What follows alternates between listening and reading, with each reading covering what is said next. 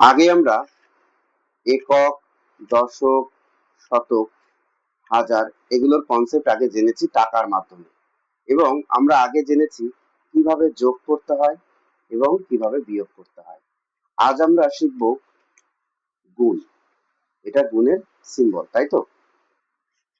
এবার তুমি দেখো, গুণ আমরা কখন করি? যখন কোনো কিছু খুব তাড়াতাড়ি বেড়ে যায় সেটাকে আমরা গুণ আকারে করে থাকি। যেমন আমি যদি বলি 12 গুণ 5, এখানে দেখো কি রয়েছে, 5 টাকার যে কয়েনটি রয়েছে এটি কয়টা রয়েছে? 12টা।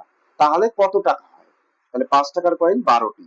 1, 2, 3, 4, 5, 6, 7, 8, 9, 10, 11, 12।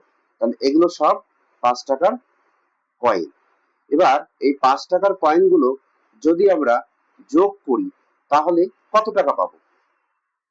5, 5 দুগুণ 10, 3 5 15, 4 5 20, 5 5 25, 5 6 30, 5 7 35, 5 8 40, 5 9 45, 5 10 50, 5 11 55, 5 12 60।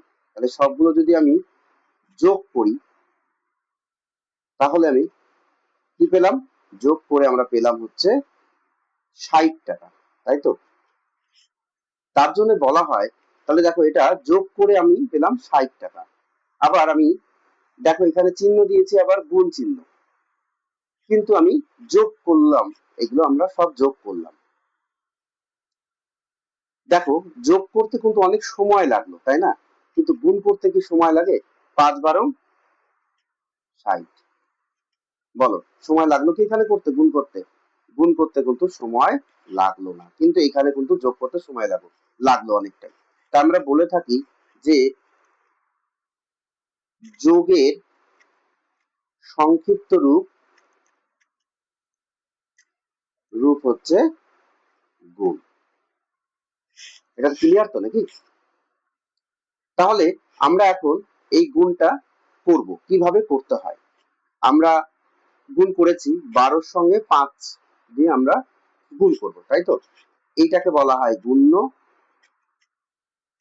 আর এইটাকে যে ছোট আকার রূপ যেটা দেওয়া থাকে সেটাকে বলা হয় গুণক। তাহলে গুণক দিয়ে আমরা গুণ্যকে করব। এখানে দেখো 5-এর ঘর নামটা 2 পর্যন্ত পড়তে হবে। আমরা 5-এর ঘর নামটা পড়েছি 5 অক্ষে 5, 5 দুগুণ 10, 3 5 15, এইভাবে পড়েছি আমরা, তাই তো? এখানেও আমরা কি করবো? 5-এর ঘর নামটা 2 পর্যন্ত পড়বো। 5-এর ঘর নামটা 2 পর্যন্ত পড়বো, মানে এই ঘর পর্যন্ত আমরা পড়বো। 5-এর ঘর নামটা 2 পর্যন্ত পড়বো। তাহলে 5 অক্ষে 5, 5 দুগুণ 10। তাহলে 10, 10-এর কি হয়? আমরা আমরা 10-এর 10 হচ্ছে এটা একক, এটা দশক। তাহলে এটা একক, এটা দশক। তাহলে আমি এককের ঘরে কি 10 বসাবো? এককের ঘরে আমি 0 বসাবো। আর দশকের ঘরে আমি একটা 10 টাকার নোট আমি এখানে নিয়ে চলে যাব, তাই না? এবার আবার একইভাবে 5-এর ঘর নামটা আমি 1 পর্যন্ত পড়বো। তাহলে 5 অক্ষে 1 পর্যন্ত পড়ছি, 5 অক্ষে 5। তাহলে 5 অক্ষে 5, আর 5 কি? দশক। এবার 5 দশকের সঙ্গে 1 দশক এখানে আছে, তাহলে 6 দশক। তাহলে আমরা এইভাবে কিন্তু গুণ করব। আরেকটি আমাদের ক্লাস 4-এ রয়েছে কিভাবে গুণ করতে হয়। অনেকে বাচ্চারা এইভাবে গুণ করে, এইভাবেও গুণ করতে পারো। দেখো আমি 5টাকে এখানে বসালাম, গুণকটাকে এখানে বসালাম। গুণ্যটা কত রয়েছে? 12। গুণ্যটা কত রয়েছে? 12। তাহলে আমি এখানে 12 লিখলাম। 12 মানে কি? একক, দশক। তাহলে এখানে 12কে যদি আমি ভাঙি তাহলে কত দশক কত একক হয় বলো? একদম ঠিক। 2 1 দশক, 1 দশক মানে কি? 10 টাকা, আর এটা 2 টাকার কয়েন, 1 টাকার কয়েন দুটো। তাহলে আমরা এটাকে ভাঙবো, নর্মাল ভাবেই ভাঙবো। কত দশক কত একক, আমরা এইভাবে ভাঙবো। এইবার আমরা কি করব? গুণ করব। এটার সঙ্গে এটাকে গুণ করব। তাহলে 5 গুণিত 10 যোগ আবার 5 গুণিত 2, এইভাবে আমরা গুণ করব। এটার সঙ্গে এটাকে গুণ করব, এটার সঙ্গে এটাকে গুণ করব, এই যোগটা এখানে বসাবো। তাহলে 5 আমরা গুণ করব কি?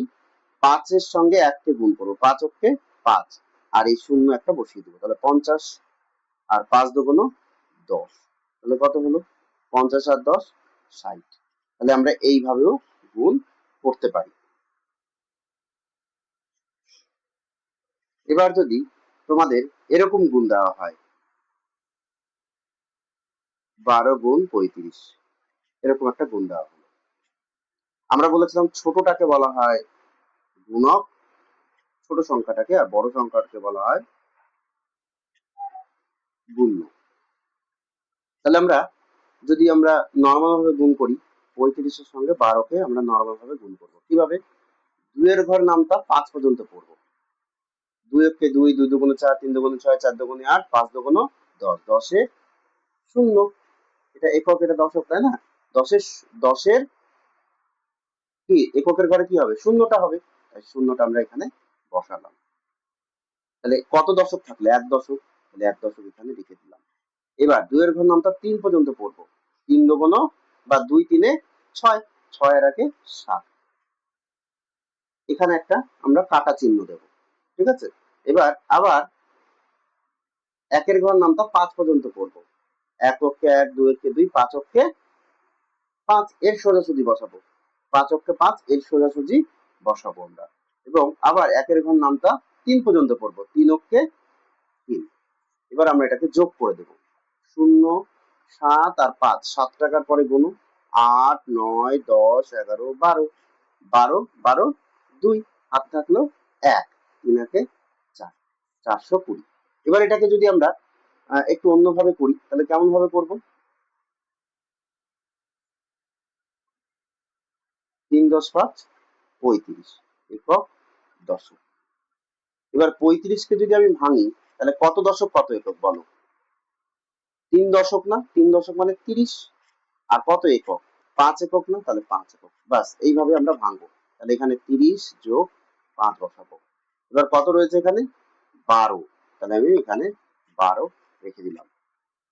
এবার আমি কি বলেছি, এটার সঙ্গে এটা গুণ হবে, তাহলে 30 বা 12 যাই করো না কেন, তাহলে 30 গুণ 12 বা 12 গুণ 30 একই জিনিস, যোগ 12 গুণ 5, 12 গুণ 5। চলো, এবার আমরা কি বলেছিলাম, শূন্যটাকে আমরা গুণ করব না, সংখ্যা সংখ্যা গুণ করবো। তাহলে 12 সঙ্গে এরকম যদি গুণ করি, তাহলে কি হবে, 3 দুগুণ 6, 3 অক্ষে 3, আর এই শূন্যটা বসিয়ে দেবো। তাহলে এটা কত হবে, 360 যোগ 5 12 60। তাহলে এটা যোগ করলে আমাদের কত হবে, 420। মিলল, এটা আর এটা মিলে গেল। তাহলে আমরা এইভাবেও করতে পারি, বুঝতে পেরেছো?